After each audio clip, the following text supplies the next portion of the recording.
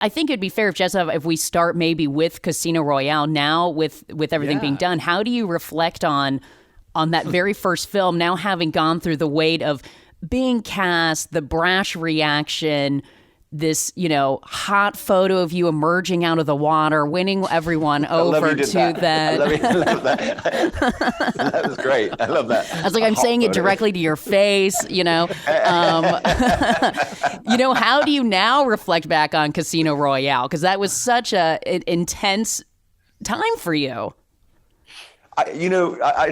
Someone asked me the other day, and they said, how did you feel back then? Exactly what you're asking. And I knew so little. I couldn't imagine how big it would become.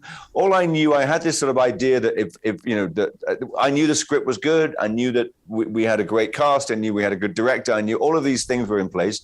So it was ours to screw up. It was kind of, and all of the kind of the noise around it, all I could do was just try and block that out. But I look back on it and just think, I was so gung ho. I was just like, well, this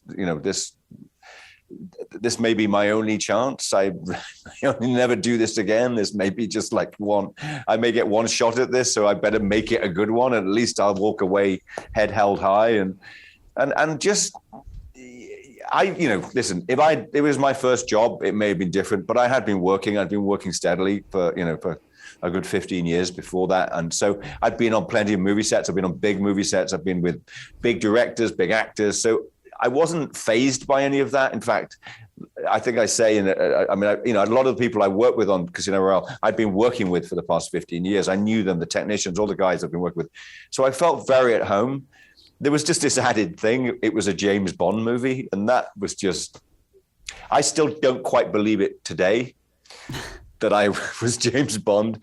So I couldn't quite believe it then. And I just thought, well, as long as I get the rest of the movie right, when I get to the James Bond lines and all of that, as long as I hit those, maybe people will believe it. It's